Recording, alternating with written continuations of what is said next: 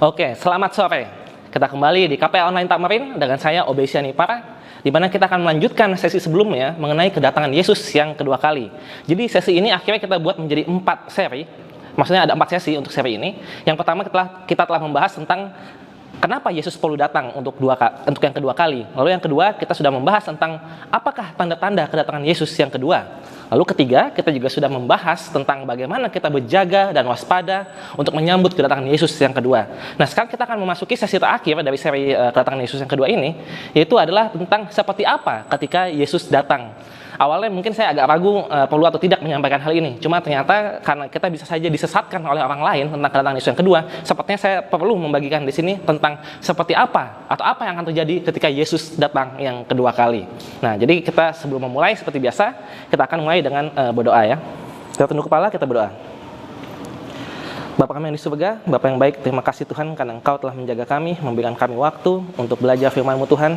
Kali ini kami akan melanjutkan pelajaran tentang kedatangan Yesus yang kedua.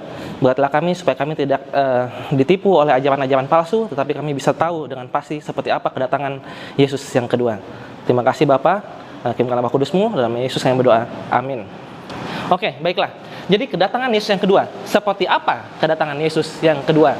Karena banyak orang itu memberikan gambaran yang bermacam-macam ya, bahkan di dalam kekristenan sendiri. Ada yang tiba-tiba semua orang sudah diangkat.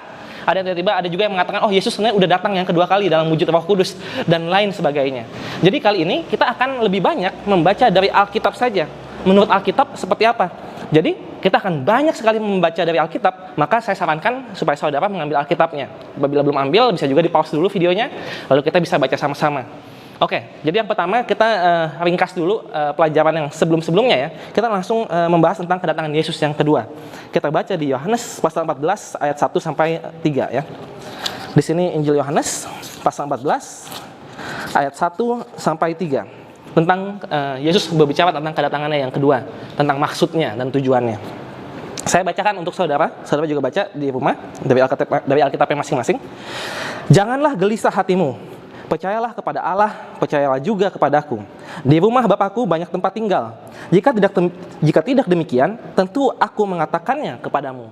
Sebab aku pergi ke situ untuk menyediakan tempat bagimu. Dan apabila aku telah pergi ke situ dan telah menyediakan tempat bagimu, aku akan datang kembali dan membawa kamu ke tempatku, supaya di tempat di mana aku berada, kamu pun berada. Jadi secara ringkas, Yesus itu sedang pergi, kenapa lagi menyiapkan tempat bagi kita di rumah Bapa. Ini kita telah bahas di sesi yang pertama, nanti bisa saudara cek juga videonya, di mana itu kita menggambarkan tentang pernikahan ya, bagaimana seorang yang mau menikahi perempuan, dia itu pertama seperti ada istilahnya itu mau nikah, tunangan ya, jadi mau tunangan dulu, lalu akhirnya oke, sudah setujui, lalu pulang, menyiapkan rumah, lalu nanti akhirnya setelah rumahnya siap, akan datang kembali untuk menjemput sang mempelai perempuan. Jadi kira-kira seperti itu sebenarnya dalam penggambaran Yohanes. Itulah kenapa Yesus pergi untuk menyiapkan tempat dan akan datang kembali. Dan apabila itu tujuannya, maka jelas bahwa ini adalah suatu pengharapan yang sangat luar biasa. Sebab sekarang kita dalam dunia ini sebenarnya apa? Menderita, ya, hidup di tengah-tengah banyak orang berdosa, banyak kesusahan. Ya, dalam dunia ini banyak kesusahan. Tetapi nanti ketika kita akan dibawa ke tempat Yesus, di sana hanya ada sukacita. Inilah pengharapan kita. Kita bisa baca di Titus ya. Jadi kita ke surat Titus pasal yang kedua, ayatnya yang ke-13 ya. Titus itu ada di dekat belakang ya. Ini surat dari Paulus. Pasal 2 ayat 13. Saya bacakan ya. Dengan menantikan penggenapan pengharapan kita ya. Jadi penggenapan pengharapan kita yang penuh bahagia dan pernyataan kemuliaan Allah yang maha besar dan juru selamat kita Yesus Kristus. Jadi kita menantikan penggenapan nubuatan tentang kedatangannya yang kedua. Jadi seperti itulah suatu harapan bagi kita ketika menanti kedatangan yang kedua. Karena ketika ia datang, berarti tempatnya telah disiapkan. Kita akan pergi ke sana dan kita akan bersukacita lepas dari penderitaan yang ada di dunia ini. Nah, tapi pertanyaannya adalah seperti apakah kedatangan Yesus yang kedua? Karena banyak orang bisa berteori ya, oh Yesus itu sebenarnya sudah datang yang kedua kali. Atau ada yang bilang, oh itu Yesus sudah datang di sebelah sana gitu. Kita akan pelajari seperti apa kedatangannya yang kedua. Untuk itu, kita mempelajari sedikit tentang kepergiannya. Ketika dia sudah datang ke dunia, kan Yesus disalib, lalu akhirnya dia dibangkitkan, lalu akhirnya dia pergi ke surga kan. Jadi ada kepergiannya di situ. Di mana di situ dinyatakan bagaimana bentuk kepulangannya akan sama seperti ketika ia pergi. Ini kita bisa baca di Kisah Para Rasul. Kita ke Kisah Para Rasul ya. Kisah Para Rasul pasal yang pertama, ayatnya yang ke-9 kalau tidak salah ya. Kita buka dulu dan pastikan benar. Oke. Ya, betul. Jadi kita baca sama-sama Kisah Para Rasul pasal 1 ayat yang ke-9. Ayat 10 dan 11 ya. Sesudah ia mengatakan demikian, terangkatlah ia disaksikan oleh mereka, dan awan menutupnya dari pandangan mereka. Ketika mereka sedang menatap ke langit, waktu ia naik itu, tiba-tiba berdirilah 2 orang yang berpakaian putih dekat mereka. Ini malaikat ya. Dan berkata kepada mereka, kepada murid-murid, "Hai orang-orang Galilea, mengapakah kamu berdiri melihat ke langit? Yesus ini yang terangkat ke surga meninggalkan kamu, akan datang kembali dengan cara yang sama seperti kamu melihat dia naik ke surga." Jadi ketika Yesus datang akan mirip seperti ketika ia pergi ke surga. Seperti apakah itu? Tadi kita sudah lihat ya di ayat 9 ya. Ayat 10 ayat 9 mengatakan, "Terangkatlah ia disaksikan oleh mereka ya, awan menutupnya." Jadi di awan-awan. Nah, ini bukan cuma satu ayat doang, kita bisa ambil bukti lain ya. Misalnya kita buka kitab Wahyu. Wahyu kan tentang nubuatan juga ya. Bahkan di bagian pertama juga menyatakan hal yang demikian. Kita bisa ke kitab Wahyu pasal 1 ayat 7. Ya, kita Wahyu, kitab terakhir dalam Alkitab. Kita baca seperti apakah kedatangannya Yesus. Wahyu 1 ayat 7. "Lihatlah, ia datang dengan awan-awan, dan setiap mata akan melihat dia, juga mereka yang telah menikam dia. Dan semua bangsa di bumi akan meratapi dia." Ya, amin. Jadi di sini dikatakan apa? Ia datang dengan awan-awan. Dan dikatakan juga apa? Dan setiap mata akan melihat dia. Ini sudah membuktikan 2 hal. Pertama, jadi ini menjelaskan tentang Kisah Para Rasul pasal 1, bahwa kedatangannya juga akan nanti seperti di awan-awan. Seperti itu ya. Bukan tiba-tiba dengan sesuatu yang diam-diam, tapi akan di awan-awan. Lalu yang kedua dikatakan apa? Bahwa setiap mata akan melihat dia. Akan melihat kedatangan Yesus yang kedua. Bahkan siapa? Menarik ya, bukan cuma orang benar doang. Di sini dibaca ya. Juga mereka yang telah menikam dia. Jadi ketika Yesus disalib, dia ditikam ya oleh lembing, atau ceritanya. Bahkan yang menikam Yesus itu akan melihat Yesus juga. Mereka akan dibangkitkan sementara untuk melihat kedatangan Yesus, supaya mereka menjadi percaya bahwa ternyata benar itu adalah Yesus adalah anak Allah. Mereka telah melakukan dosa yang salah. Jadi itu sebenarnya bentuk pembuktian kepada mereka yang telah menikam Yesus. Nah, ini kita bisa juga baca di pasal di kitab Matius ya. Sebelumnya kita sudah baca kitab Matius, tapi kita balik lagi karena memang di sini paling banyak tentang penjelasan tentang kedatangan Yesus yang kedua. Jadi ada di mana? Matius pasal yang ke-24 ya. Kita baca di sini tentang kedatangan Yesus yang kedua ya. Kita akan melihat di ayat yang ke-27. Matius pasal 24 ayat ke-27. "Sebab sama seperti kilat memancar dari sebelah timur dan melontarkan cahayanya sampai ke barat, demikian pula lah kelak kedatangan Anak Manusia." Jadi di sini dikatakan apa? Seperti kilat. Kilat itu kayak gimana sih? Di sini jelaskan juga ya. Seperti kilat memancar dari sebelah timur dan melontarkan cahayanya sampai ke barat. Ya. Jadi istilahnya betul-betul semua gitu, kelihatan dari timur sampai barat, bukan cuma di awan-awan satu tempat tertentu ya. Akan ada suatu mukjizat di mana semua mata akan melihat di mana kedatangan Yesus itu seperti apa? Seperti kilat. Nah, seperti kilat ini juga menandakan sesuatu yang bukan cuma flashy aja, tapi sesuatu yang betul-betul luar biasa gitu. Kayak istilah seperti kilat itu ada guntur, juga ada yang istilahnya guntur gitu ya, ada suara dar gitu. Atau kalau di Alkitab itu juga disebut sebagai sangkakala malaikat. Nah, ini kita bisa baca dari kitab, bentar ya, saya cek dulu. Jadi kita bisa membaca tentang ini ada di 1 Tesalonika 4 ayat 16 ya. Kita buka 1 Tesalonika pasal 4 ayat 16. Oke, 1 Tesalonika pasal 16.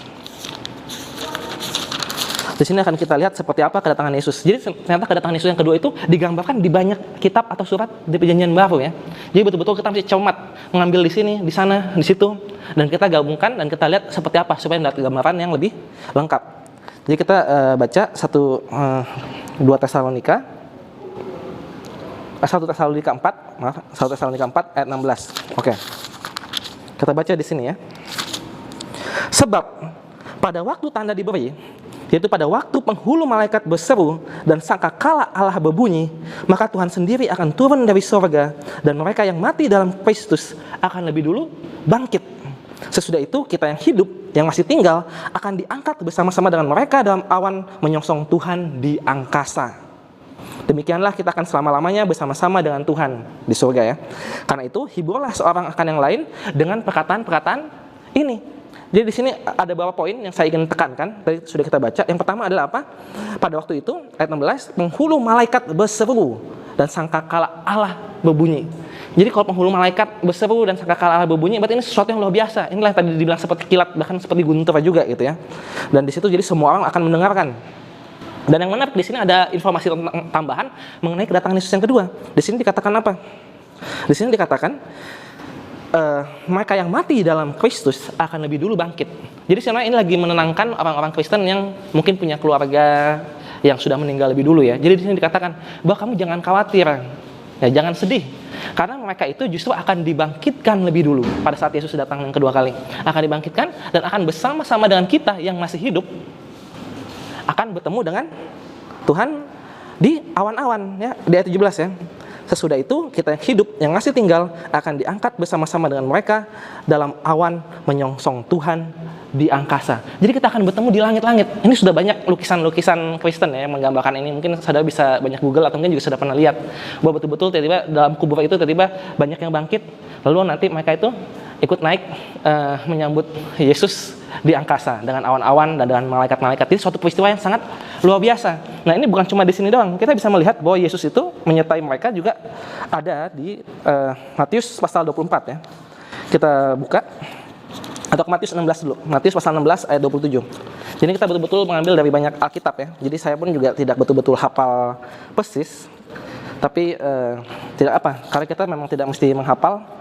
Tapi yang penting kita tahu ada ayatnya dan kita bisa cari dan ingat-ingat atau bisa dari catatan juga. Jadi Matius 16 ayat 27 ya. Kita baca di sini. Sebab anak manusia akan datang dalam kemuliaan Bapanya diiringi malaikat-malaikatnya. Pada waktu itu ia akan membalas setiap orang menurut perbuatannya. Jadi sekali lagi dikuatkan bahwa Yesus itu akan datang di awan-awan dengan diiringi malaikat-malaikat dalam kemuliaan Bapa dan kemuliaan Allah di surga. Dan di sini ada satu informasi tambahan. Jadi setiap ayat yang kita buka bukan cuma berbicara hal yang sama, tapi juga memberikan apa? Tambahan informasi supaya kita lebih mendapatkan gambaran yang lengkap tentang kedatangan Yesus yang kedua. Di sini disebutkan apa? Di sini dikatakan pada waktu itu ia akan membalas setiap orang menurut perbuatannya. Ya. Luar biasa ya. Jadi disitulah makanya juga disebut juga hari kedatangan Yesus yang kedua itu juga adalah hari penghakiman di tempat lain ya. Karena semua akan dibalas sesuai perbuatannya. Nah, kita balik lagi ke Matius pasal 24 ya. Jadi kita banyak ambil dari Matius 24, kita balik-balik ke sana. Kita buka Matius pasal 24. Jadi sana kalau ada saudara bisa kasih ini ya, boleh tandain. Jadi kita bakal banyak bolak-balik ya. Kita buka Matius pasal 24. Saya cek lagi ayatnya supaya tidak salah. Ayat 30 ya. Kita baca. Nah, ini menarik nih. Pada waktu itu akan tampak tanda anak manusia di langit, dan semua bangsa di bumi akan meratap, dan mereka akan melihat anak manusia itu datang di atas awan-awan di langit dengan segala kekuasaan dan kemuliaannya. Dan ia akan menyuruh keluar malaikat-malaikatnya dengan meniup sangkakala yang dahsyat bunyinya, dan mereka akan mengumpulkan orang pilihannya dari keempat penjuru bumi, dari ujung langit yang satu ke ujung langit yang lain. Jadi betul-betul akan dikumpulkan dari ujung langit yang satu sampai ujung langit yang lain. Jadi betul-betul di sini akan ada pengumpulan. Nah, yang menarik di sini katakan apa? Tadi di ayat 30 ya. Semua bangsa di bumi akan meratap. Dan kan pertanyaannya, kenapa kok ada yang meratap? Karena tadi dibilang semua orang akan dihakimi sesuai perbuatannya dari Matius 16 ayat 27 ya. Jadi buat orang yang benar, ini akan menjadi suatu yang sukacita. Sedangkan untuk semua orang yang berdosa dan menolak Yesus, ini akan menjadi sesuatu yang apa?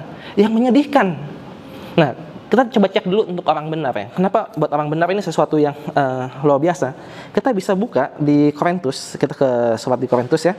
15 ayat 51. 1 Korintus 15 kita buka pasalnya yang ke-15 ayat 51 ya, 15:51. Jadi sebenarnya lumayan mudah dihafal. Oke. 1 Korintus 15 ayat 51 dikatakan apa? Sesungguhnya aku menyatakan kepadamu satu rahasia, ya, suatu rahasia. Kita tidak akan mati semuanya, tetapi kita semuanya akan diubah. Nah, kapan diubahnya? Dalam sekejap mata. Betul-betul sekejap mata ya, dia tiba langsung berubah. Akan dalam sekejap mata. Pada waktu bunyi nafiri yang terakhir. Ya, tadi ada bunyi sangkakala, nafiri, tapi pada bunyi yang terakhir kita akan diubahkan dalam sekejap mata. Itu yang dikatakan di sini ya. Nah, kita baca lagi. Sebab nafiri akan berbunyi dan orang-orang mati akan dibangkitkan dalam keadaan yang tidak dapat binasa dan kita semua akan diubah. Nah, ini menarik karena nanti kita akan bahas ya kapan-kapan tentang bagaimana kita itu diubahkan pada saat Yesus datang. Karena yang dapat binasa harus mengenakan yang tidak dapat binasa, dan yang dapat mati ini harus mengenakan yang tidak dapat mati. Dan sesudah yang dapat binasa ini mengenakan yang tidak dapat binasa, dan yang dapat mati ini mengenakan yang tidak dapat mati, maka akan genaplah firman Tuhan yang tertulis, maut telah ditelan dalam kemenangan. Jadi dalam kedatangan Yesus yang kedua, di sini juga menandakan kemenangan Kristus. Memang ketika dia di kayu salib itu juga udah menang ya, tapi kemuliaan dari kemenangan itu baru betul-betul akan nyata ketika Yesus datang yang kedua kali. Datang dan kemuliaan, diiringi malaikat, datang dari awan-awan, membangkitkan, semua dihakimi menurut perbuatannya. Dan yang menarik adalah semua orang yang benar di dalam Kristus akan diubahkan dalam sekejap mata dan diberikan apa? Kehidupan yang kekal.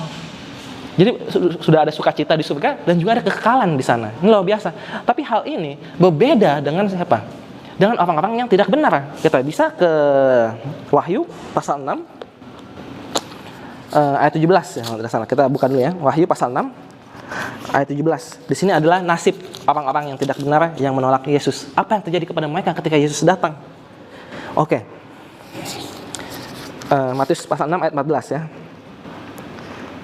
Maka menyusutlah langit bagaikan gulungan kitab yang digulung, dan tergeserlah gunung-gunung dan pulau-pulau dari tempatnya. Dan raja-raja di bumi, dan pembesar-pembesar, serta perwira, dan orang-orang kaya, serta orang-orang berkuasa, dan semua budak, serta orang merdeka, bersembunyi ke dalam gua-gua dan celah-celah batu karang di gunung. Mereka malah bersembunyi ya, dan ayat 16. Dan mereka berkata kepada gunung-gunung itu dan kepada batu-batu karang itu, runtuhlah menimpa kami, dan sembunyikanlah kami terhadap Dia yang duduk di atas tahta dan terhadap murka anak domba Allah, anak domba itu. Sebab sudah tiba hari besar murka mereka, dan siapakah yang dapat bertahan? Jadi semua orang yang tidak benar itu tidak akan bertahan. Justru mereka dalam ketika Yesus datang, mereka akan kaget dan justru apa? Takut. Karena mereka sadar ternyata betul-betul akan ada penghakiman dan mereka akan segera dihakimi. Mereka akan bersembunyi dalam goa-goa dan bahkan berteriak kepada gunung, tutuplah kami, sembunyikan kami, seperti itu ya. Karena mereka akan takut akan penghakiman itu. Dan hal ini berbeda dengan orang benar. Tadi sudah kita bahas ya, mereka akan diubahkan. Tapi kita bisa juga lihat dari Perjanjian Lama, kita bisa lihat ke kitab Yesaya ayat 20, pasal 25 ayat 9. Oke. Saya bukakan ya. Yesaya pasal 25. Kita baca sama-sama ayat 9 ya. Ini tentang orang benar. Pada waktu itu orang akan berkata, sesungguhnya inilah Allah kita yang kita nanti-nantikan, supaya kita diselamatkan. Inilah Tuhan yang kita nanti-nantikan. Marilah kita bersorak-sorak dan bersukacita oleh karena keselamatan yang diadakannya. Ya. Jadi di sini dikatakan apa? Sesungguhnya inilah Allah kita yang kita nanti-nantikan supaya kita diselamatkan. Jadi itulah tentang kedatangan Yesus yang kedua ya. Jadi secara singkat, kedatangannya akan sama seperti kepergiannya, akan datang di awan-awan. Lalu orang-orang berdosa yang menikam dia juga akan ikut dibangkitkan bersama orang benar. Tapi yang menikam dia akan mati lagi intinya. Nah, sedangkan orang benar itu yang dibangkitkan akan bertemu dengan orang benar yang masih hidup dan akan menyambut Yesus di angkasa, di awan-awan. Dan semua orang yang jahat, yang fasik, yang banyak kuasanya juga, mereka akan takut. Sedangkan orang benar akan bersukacita dan diselamatkan. Nah, jadi seperti itulah kira-kira kedatangan Yesus yang kedua. Itu saja yang saya bisa sampaikan pada kali ini. Kita tutup dengan doa ya. Oke, kita tutup mata, tunduk kepala, kita berdoa. Bapa kami yang di surga, terima kasih Tuhan karena Engkau telah menyertai kami untuk mempelajari lebih detail lagi seperti apa kedatangan Yesus yang kedua. di mana kami tidak akan ditipu lagi oleh ajaran-ajaran palsu, tetapi kita akan mengandalkan firman Allah yang telah kita baca bersama pada saat ini Tuhan. Dan kita akan bersuka cita menantikan pengharapan dari penggenapan akan kedatangan Yesus yang kedua. Terima kasih Bapak, dalam nama Yesus kami berdoa. Amin. Oke, itu saja yang bisa saya sampaikan. Tuhan memberkati. Shalom.